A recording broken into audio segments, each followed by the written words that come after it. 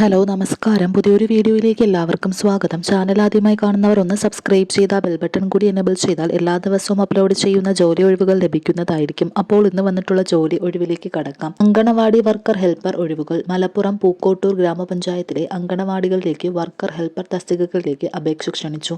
SSLC പാസ്സായ വനിതകൾക്ക് anganwadi worker തസ്തികയിലേക്കും എഴുത്തും വായനയും അറിയാവുന്നതും SSLC പാസ്സാവാത്തതുമായ വനിതകൾക്ക് അങ്കണവാടി ഹെൽപ്പർ തസ്തികയിലേക്കും അപേക്ഷിക്കാം.